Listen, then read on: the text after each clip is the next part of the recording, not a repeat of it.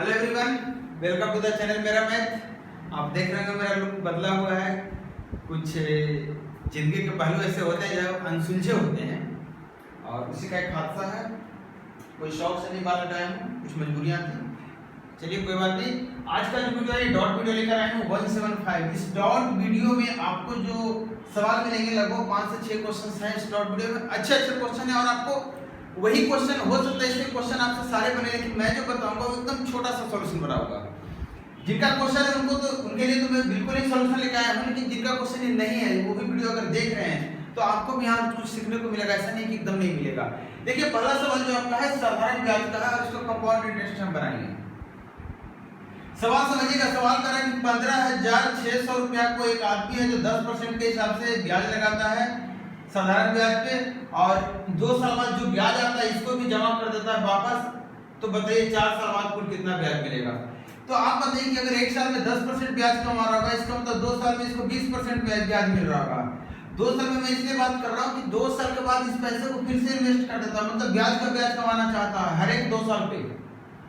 इसका मतलब 2 साल में जितना पैसा जितना परसेंट ब्याज उसको मिल रहा है, जितना परसेंट उसको ब्याज मिल रहा है, यहां से कंपाउंड इंटरेस्ट कैलकुलेट करना चाह रहा है। वो ब्याज पे ब्याज कैलकुलेट करना चाह रहा है, लेकिन हर एक 2 साल के रिलेशन में। इसका मतलब मैं 2 साल को जब यहां से शुरू में पैसा लगाया था, यहाँ पे 2 साल हो गया, 20% का ब्याज कमा लिया, ये 2 साल हो गया। अब यहाँ पे इसने क्या किया, जो पैसा था वो भी प्लस ये ब्याज की हालांकि जोड़ दिया। फिर इस चाहता है कि यहाँ से 2 साल तक हम फिर से 20% कमाए टोटल पे। इसका मतलब इस पूरे साइकिल के लिए वो सीआई लगा रहा है और इस पूरे साइकिल के लिए सीआई लग रहा है। इसका मतलब मैं बात सीधा कर सकता हूं कि 15,600 रुपया अगर 20% से लगाया गया 2 साल के लिए, 1 साल ये हो गया और 1 साल ये हो गया, तो गलत नहीं होगा। लेकिन 1 साल 2 साल कहा नहीं सकते, क्योंकि 2 साल यहाँ क्लियर, यहाँ 2 साल क्लियर। तो हम बोलेंगे एक टाइम के लिए यहाँ पे और एक टाइम के लिए यहाँ, मतलब सीधा यहाँ से बात करेंगे तो 20% के हिसाब से अगर 2 बार हम 15,600 ब्याज कैलकुलेट करेंगे तो कितना हो जाएगा। तो आप कहेंगे 20% 2 बार लग रहा है तो 20 20 40 और 20 × 20 बटे 100 4 मतलब 44%। और इसको जब आप कैलकुलेट करेंगे तो 664 रुपीज आ जाएगा। एक दूसरा तरीका, जब ये कॉन्सेप्ट आप समझ रहे हैं तो ध्यान दीजिए इसमें हो क्या रहा है। इसमें कुछ नहीं हो रहा। 20% मतलब हो रहा है 1/5, मतलब 5 रुपया पे पहली बार जब कैलकुलेट करने गए तो ब्याज तो 5 रुपया 6 रुपया हो गया था। 5 रुपया जो लगाया था पैसा वो 6 रुपया हो गया था पहले कैलकुलेशन में। मतलब यहाँ पे जब अगर 5 रुपया आपने लगाया होगा तो यहाँ पे वो 6 रुपया बन गया है। अब फिर अगर यहाँ से यहाँ तक बात करेंगे तो फिर तो 5 से 6 बनेगा, मतलब यहाँ से यहाँ डायरेक्ट बात करेंगे तो कितना हो जाएगा 5 स्क्वायर से 6 स्क्वायर, मतलब 25 से जो 25 रुपया आपने लगाया था वो 26 रुपया बन गया। मतलब उस पे ब्याज कितना मिल गया 11 रुपया का। आप बताइए आपने पैसा कितना लगाया था, आपने लगाया था 15,600, गुना कीजिए 15 छका 150, 50 बचा 25 गुना 50 और 25 100, 624 गुना इसका है तो इसका भी 624 कर दीजिए और आपको क्या निकल कर आ गया, ब्याज निकल कर आ गया। अगर मिश्रधन मांगता तो हम 36 से गुना करते इसको। बात पकड़ में आई। देखिए एक क्वेश्चन और है।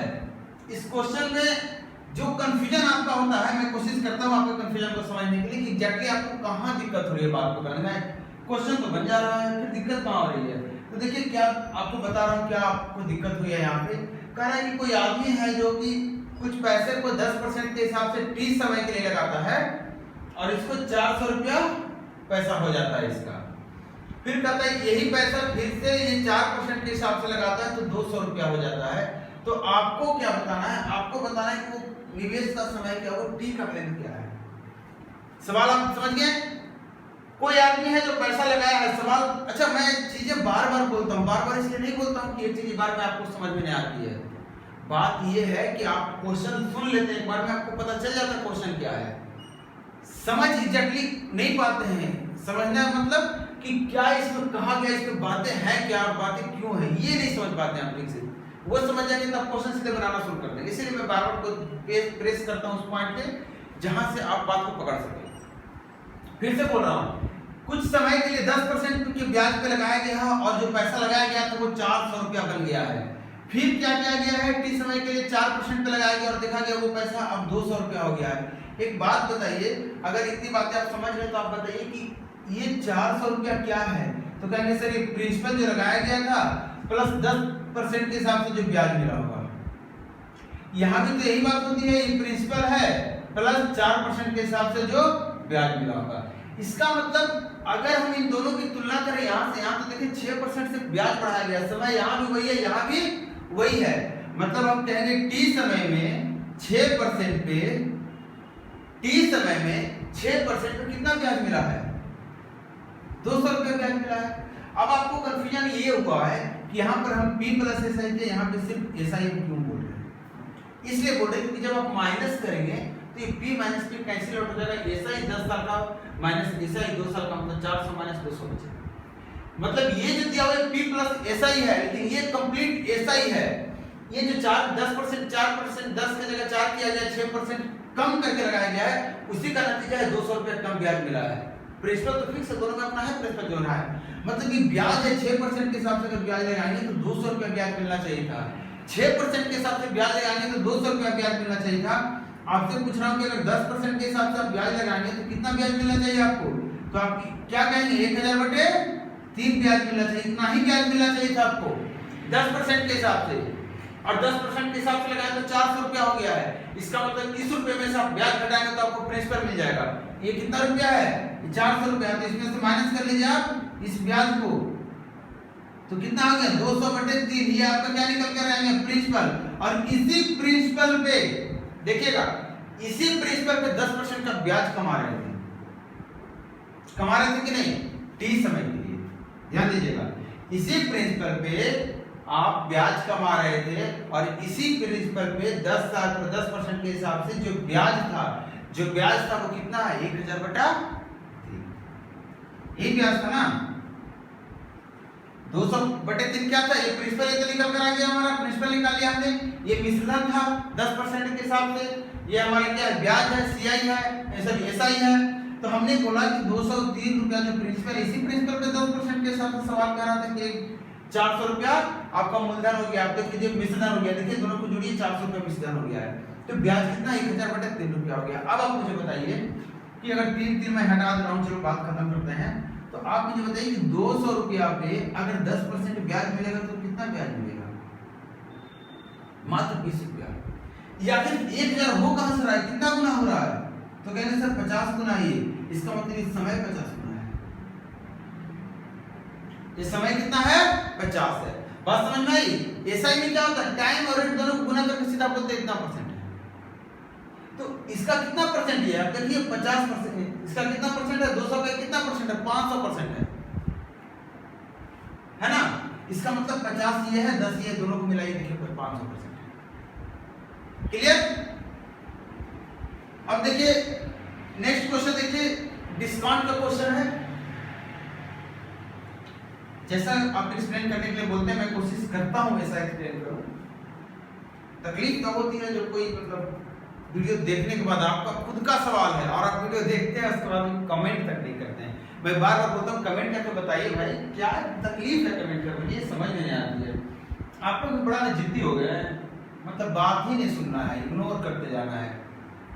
क्या क्या मजा आता है इसमें? कुछ मजा आता है क्या? आता है मजा? देखिए सवाल मजा आता तो सवाल देखिए, 2 तरीके से बता दूंगा। कह रहा है कि 5.5% एक सेल्समैन है जो सामान बेचता है बेचारा, उसको 5.5% का डिस्काउंट मिलता है, प्लस एक बोनस मिलता है। अब डिस्काउंट करने का क्या मतलब है कि आप जितना भी बेच रहे हैं आपको इतना डिस्काउंट देने का हक है, या कहिए सीधा कि जो भी वो बेचेगा पैसा उसमें 5.5% उसको मिल जाएगा, ये तुम्हारी कमाई है। लेकिन अगर वो 10,000 से ज्यादा सेल कर देता है, अगर वो किसी दिन 10,000 से ज्यादा का सामान बेच देता है तो उसको 0.5% और मिलता है ज्यादा वाले सामान। भाई तो ये हमारी तरफ से बोनस है। पकड़िएगा बात, मतलब जिस दिन वो 10,000 या 10,000 से कम भी बेचेगा सामान, उस दिन उसको 10,000 का 5.5% ही पैसा मिलेगा और बेचारा चला लेकर।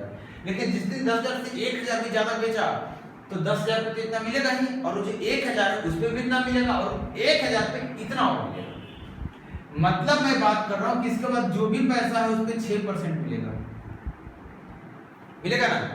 5.5% तो उसका अपना हक है बेचारा, जो दुकानदार पहले बोला था, और ये ऑफर निकला हुआ 5%, 0.5% बोनस का, इतना पैसा आपको और मिलेगा। तो इसका मतलब 6% सारे पैसों पे मिलेगा। और जब बेचारा घर आता है तो 1990 रुपया लेकर आता है। देखिए 1990 रुपया लेकर आया है, ये पैसा कहाँ से लेकर आएगा? सारा इसका बोनस और ये दोनों से निकाल कर लेकर आएगा। आप बताइए इस पे कितना परसेंट ब्याज मिल रहा था, सर इस पे कितना परसेंट उसकी कमाई हो रही थी, 5.5%। तो और बाकी के पैसों पे 6%, तब जाके मिलाकर हो गया 1990। इतना ही बात है ना। मैं क्या बोल रहा हूँ, मैं बोल रहा हूँ भैया इसको भी 5% और दे देते, कहते हैं लो भाई आज मेरी तरफ से ले जाओ, ठीक है। तो 0.5% इसको दे देंगे तो इसका 0.5% कितना, 50 रुपया और हो जाएगा। जोड़ने आता है, जोड़िए तो कितना आ गया, मतलब उसको इतना रुपया होना चाहिए था। 50 रुपया मैंने अपनी तरफ से दुकानदार ने दे दिया कि भैया ले जाओ, सॉरी मालिक ने दे दिया कि भाई आज इस पे भी तुमको 0.5% दे दिए, मतलब जितना भी उसने सेल कर दिया सब पे उसको 6% मिल गया है। नहीं कितना सेल किया था, निकाल लीजिए 100% का वैल्यू, 6 × 18 6 × 24 0 और 2 0 छिपा दीजिए। इतना का सेल किया था जिसमें 10,000 तो पहले का सेल था। आपसे सवाल पूछ रहा है total sale was, total sale पूछ रहा है, मतलब 34,000। एक सीधा तरीका बताता हूँ, ये थोड़ा सा टेढ़ा मेढ़ा तरीका आपको लगा होगा, आज आराम से पढ़ाऊंगा, जल्दी नहीं है, मुझे कहीं जाना नहीं है, यही रहना है आपके साथ। कहाँ जाऊंगा, देखिए 5.5% और 0.5%। देखिए 1990 रुपया लेकर आया है बेचारा, 10,000 क्या है उसका सेल के ऊपर कोई 10,000 तक उसने 5.5% कमा लिया, तो 10,000 तक अगर 5.5% कमाया होगा तो कितना कमा लिया होगा, 550, ये ना इतना ही कमाया होगा, तो इतना इससे निकाल दीजिए आप, एकदम सीधी भाषा है ये। मतलब इतना रुपया जो कमाया है वो 10,000 से ऊपर के सेल पे कमाया, मान लीजिए 10,000 के ऊपर से कुछ भी हो रहा है उस पे इतना रुपया कमाया, लेकिन 10,000 के ऊपर के सेल पे आपको कितना पैसा मिलेगा, इतना आपका ओरिजिनल हक है और इतना आप ऑफर के कारण ले रहे हैं, मतलब 6% आपको मिलेगा।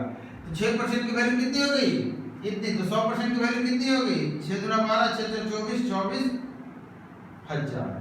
तो ये 10,000 के ऊपर का सेलिंग है और प्लस 10,000 जोड़ दीजिए तो टोटल सेलिंग कितना हो गया, 34,000।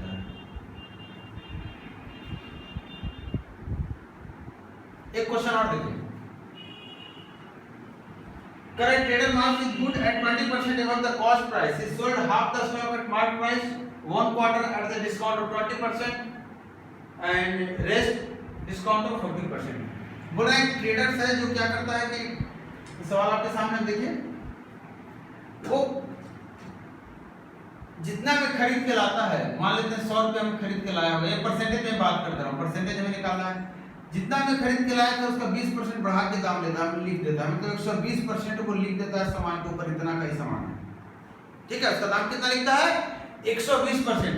अब मुझे बताइए कि 120% लिख रहा है, इसमें से क्या करना है, इसमें से कुछ आधा किसी रेट पे, फिर किसी रेट पे, इस तरह से 3 अलग अलग रेट पे कुछ सामान बेच देता है। तो इसमें ये नहीं पता है कितना सामान है, तो मैं बोल रहा हूँ टोटल 4 पीस सामान उसके पास था, 4 पीस सामान था। अब वो क्या बोल रहा है, half of the stock at the mark price, वो आधा 2 सामान बेच दे रहा है एमआरपी पे। देखिएगा आपको समझा रहा हूं, डायरेक्ट में बन जाएगा ये, 2 सामान बेच रहा है किस पे, एमआरपी, मतलब 2 सामान को कितना रुपया कमा लिया होगा, सिर्फ प्रॉफिट की अगर बात करता हूं, क्योंकि ओवरऑल प्रॉफिट लॉस निकाला तो सिर्फ प्रॉफिट की बात कर रहा हूं। देखिए 100% इसकी खपत है, 20% दोनों पे कमा लेगा, तो 40% इस दोनों पे कमा लेगा ना, डायरेक्ट प्रॉफिट लॉस की बात कर रहा हूं। चाहे तो इस पे निकाल सकते हैं 240%, बाद में सबको जोड़ के इसको 4 से गुना करके 100 को 4 से गुना करके माइनस कर दीजिएगा। फिर बोल रहा है कि 1 quarter at discount of 20 and the rest at discount of 40। 1 quarter मतलब एक 4 का 1 क्वार्टर है, एक पीस 20% डिस्काउंट पे बेच रहा है, एमआरपी पे 20% डिस्काउंट देगा, तो इस पे 20% डिस्काउंट मुझे बताइए कितना हो जाता है, 24, जबकि 100 इसकी लागत है, इसमें माइनस करेंगे 20 तो इसका प्रॉफिट है, 24 डिस्काउंट दे रहा है, मतलब 4 ही लॉस में चला जा रहा है यहाँ से, 24 दे रहा है टोटल डिस्काउंट, जबकि 20 इसका हाथ है, 20 से नीचे गया तो लॉस है, 100% इसकी खरीद थी। बाकी जो बोल रहा है नीचे का जो 40% है, बाकी का जो सामान है, एक सामान और बचा आपके पास, उस पे बोल रहा है 40% का डिस्काउंट दे रहा है, मतलब 12/48% का डिस्काउंट दे रहा है। आप बताइए 20% उसका हक था डिस्काउंट देने का, वो बढ़ा कर लिखा था, ये 28% कहां से लेकर चला है, इसका मतलब बेचारा 28% लॉस है, बेवकूफ है। अब बताइए 28 और 4 कितना होता है, 32% का ओवरऑल लॉस है, 40% का ओवरऑल प्रॉफिट है, मतलब कुल मिला के बात करें तो बेचारे 8% का प्रॉफिट कमा रहा है, लेकिन उसमें भी 4 सामान, तो एक सामान पे कितना कमाएगा, बस इतना मेहनत करने के बाद क्या मिला? कुछ नहीं। 100 रुपया लगाया, 2 रुपया लेकर आया। इससे अच्छा तो बैठे बैठे काम हो जाता है। देखिए एक क्वेश्चन, 2 क्वेश्चन आप लगातार देखिए बैक टू बैक। ये दोनों क्वेश्चन एक ही स्टूडेंट के भेजे हुए, दोनों क्वेश्चन एक ही बुक के और दोनों क्वेश्चन एक ही है, सिर्फ ऑप्शन थोड़ा सा बदल दिया है। सेम क्वेश्चन है, लिखा अलग से। देखिए क्वेश्चन बता दो, दोनों क्वेश्चन आप देख लीजिए। क्वेश्चन करा कि एक आदमी है, वो 15% के डिस्काउंट पे, आदमी है दुकानदार है, वो 15% के डिस्काउंट पे कोई सामान खरीदता है और इसको 955 रुपए में बेच देता 15% प्रॉफिट के बाद। तो आपसे पूछ रहा है कि उसको कितना डिस्काउंट मिला था। मतलब सवाल देखिए आपने, मतलब ये होलसेलर है, बड़ा वाला दुकान, ये कोई सामान बेच रहा है, ठीक है। अब एक छोटा दुकानदार गया उस सामान खरीदने के लिए, ये दुकानदार तेज निकला, ये भी सामान खरीद के बेच दिया। दुकानदार बेचना काम था, बेच दिया। अब सवाल समझिएगा बड़े अच्छे से, ये कहा कि 15% यहाँ, मतलब 100 रुपए का अगर सामान था तो इसको 85 रुपीज में ये खरीद कर लाया है। 15% इसको डिस्काउंट मिला था तो 85 में ये खरीद कर लाया है, बाद में 1955 रुपए में बेच दे रहा है, उसमें भी 15% फायदा करके। तो आप बताइएगा 15% फायदा करके बेच रहा होगा, मतलब 115% में बेच रहा होगा, मतलब 115% की वैल्यू है।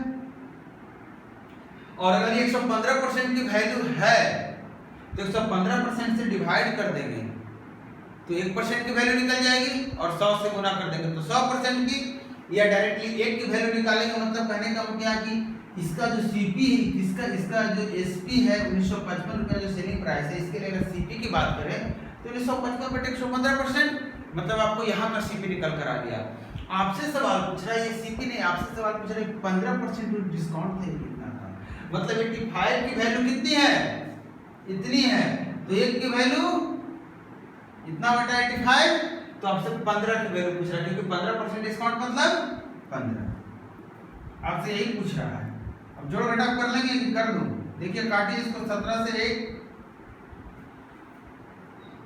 कटेगा, 17 1 और 17, वाह नहीं वाह, 115 से 115 कट गया, 17 से 5 कटा, 5 से 3 कटा, और ये जो परसेंटेज है इसका तिरकम यहाँ आ गया, और ये 300 रुपए का इसको क्या हुआ था, ये दुकानदार को होलसेलर से डिस्काउंट मिला। ये सवाल तो ये आपका लास्ट क्वेश्चन था, और दोनों क्वेश्चन का सेम आंसर, आप दोनों क्वेश्चन पढ़िएगा, सेम बातें कही गई है, सेम सवाल है, बस दे दिया 2 अलग अलग जगह पे। तो चलिए आप वीडियो को देखिए, कमेंट जरूर कीजिए, कमेंट का इंतजार रहता है, कमेंट आप नहीं करते, जिनका सवाल है वो तो कम से कम कमेंट कीजिए, उनसे तो उम्मीद कर सकता हूँ। अरे भाई बाकी लोग तो चलिए ठीक है, आप तो कमेंट कीजिए। चलिए मिलता है नेक्स्ट वीडियो, थैंक यू।